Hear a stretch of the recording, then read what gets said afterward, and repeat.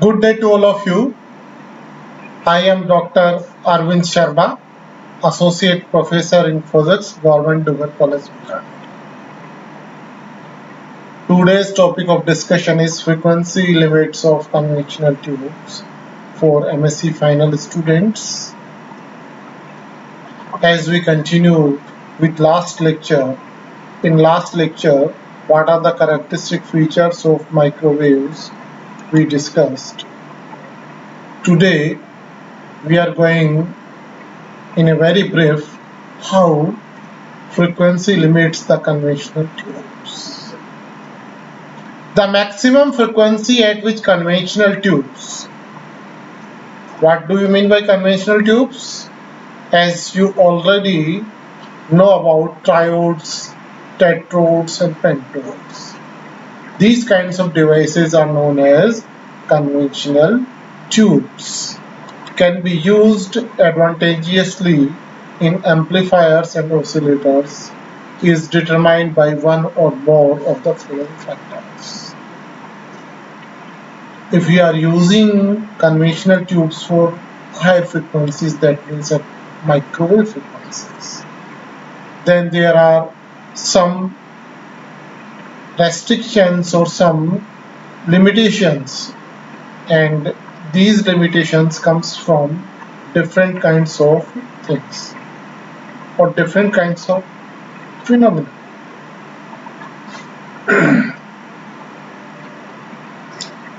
A.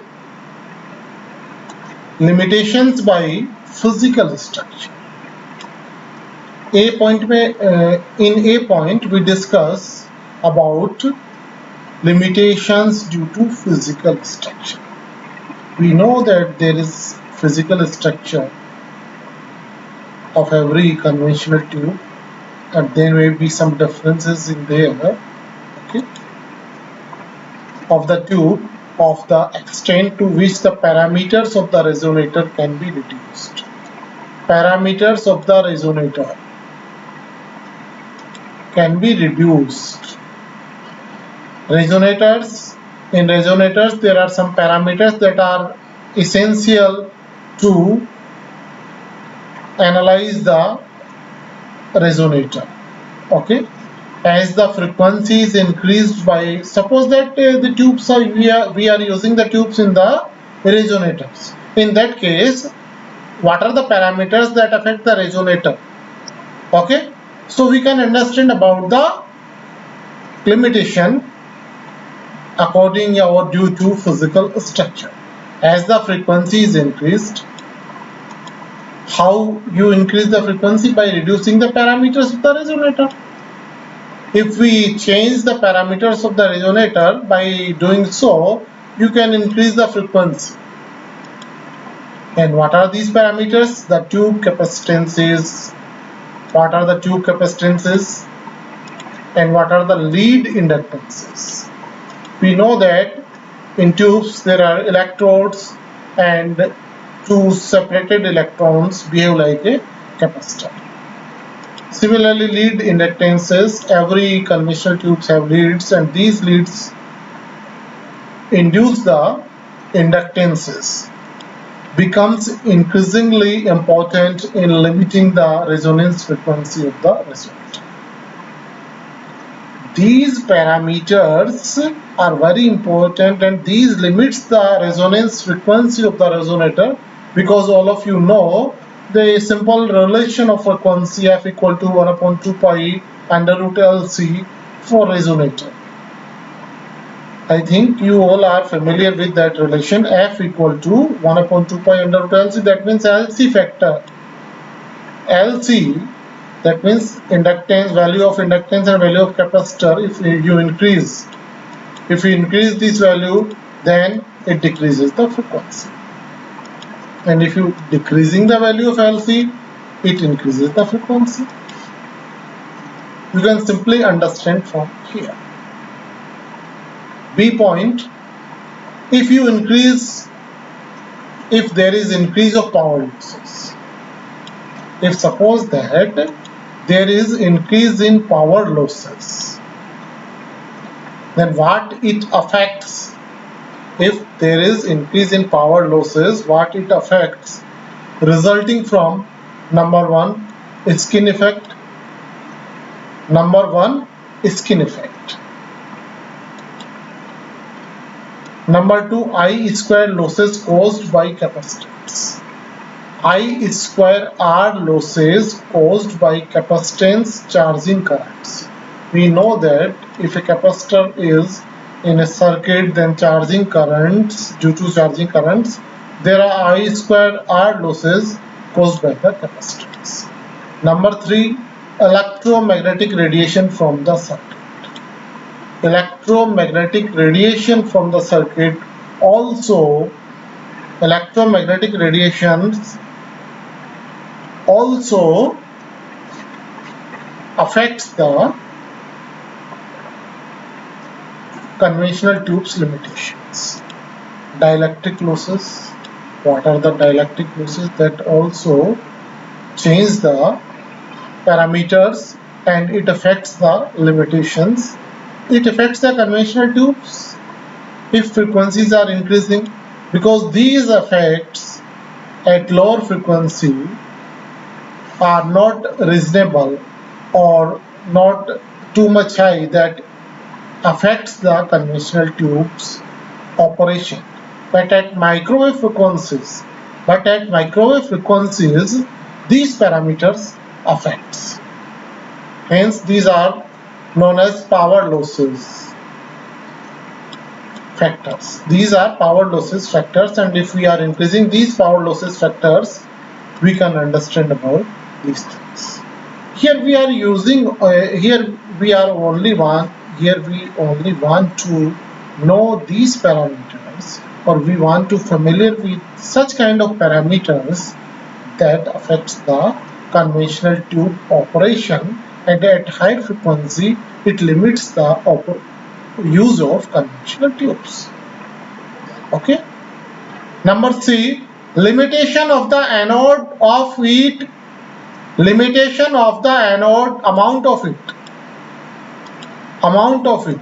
This point is due to or for heat purpose. We know that the amount of heat of any circuit is a part that can affect the operation of the device of the tubes. So limitations of the amount of heat that can be dissipated from electrodes of small dimensions. Amount of heat that can dissipated from electrodes of small dimensions. If there are small dimensions of electrodes, then amount of heat can be dissipated, and that can change the efficiency of the tubes or efficiency of the devices. Here we are taking the conventional tubes. So amount of heat affects the efficiency of the tubes. Point D is here related with electron transit time. That is a new point or new term that you know. We just go for it. What is meaning of electron transit time? First, you just see what is transit time. Okay. First, we go for it. Transit time effects. Before transit time, you just see that what is transit time. We know that electron travels between cathode and anode. We know that electron travels from cathode to anode and it takes some time. So it's very easy. The time taken by an electron to travel from cathode to anode is called transit time.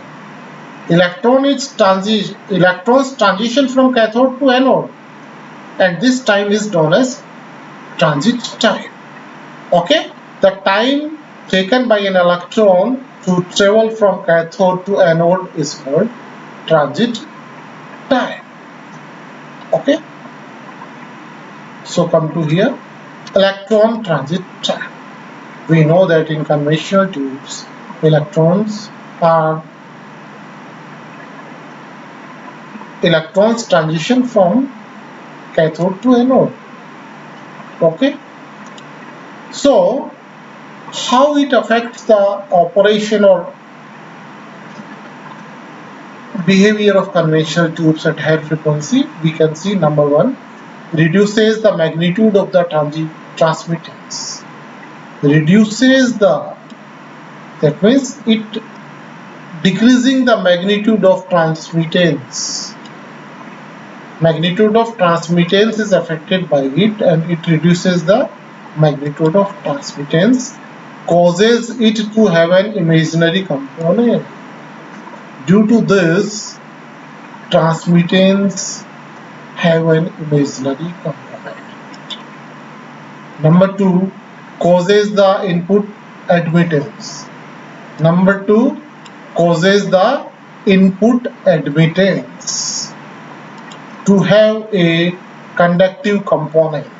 To have a conductive component that loads the input resonator. That loads the input resonator. Number two, causes the input admittance. Causes the input admittance to have a conductive component. You know the admittance and admittance have a conductive component. And what it do? It do that loads the input resonator. Okay, so how electron transit time affects operation of a conventional tube at higher frequency? In another way, small way, or in very briefly, you can categorize also the limitations, like as number one, circuit factor, and number two, transit time effects. There are only two categories. You can also classify the limitations like that also. Okay, what are circuit factors? These include lead inductance, because we know that inductance is an element for circuit. So lead inductance, stray capacitance. Capacitance, every two electrodes separated by some distance behave like a capacitor. So conventional tube have stray capacitances. Power losses due to radiation. Power losses due to radiation in a circuit is also a circuit factor. Dielectric loss factor, and resistance. Okay. Number two, what is transit time effects? Transit time effects, this is also a very important part, and this is due to the transit time. These effects occur because of the finite time electrons take to travel between two electrons. We know that electrons takes finite time to travel the distance between the electrodes, or from cathode to anode. Okay, and due to this finite time of electrons to travel causes the transit time effects. Okay, because at higher frequencies, at last you see, because at higher frequencies the transit time becomes large. At higher frequencies, transit time becomes large because the source driving the grid, becomes loaded, and the gain of the vacuum tube becomes less than unity. This is a very interesting and very explanatory point, that at high frequencies the transit time becomes large. Transit time becomes large because of the, why it becomes large? Because of the source is driving the grid. Becomes loaded, and the gain of the vacuum tube, due to this, gain of the vacuum tubes becomes less than unity. So this is a very interesting explanation. Okay, so today we just see this article limitations of conventional tube in a very small or briefly manner. In next lecture, we do this article in a different approach, and you can answer a long question in MSc papers. So next lecture is also related it. That means next lecture is also a part of limitations of conventional tube. You can say this is part 2 or part 3. Okay, so we are continuing the topic limitations of conventional tubes in next lecture also. Okay, thanks to all of you.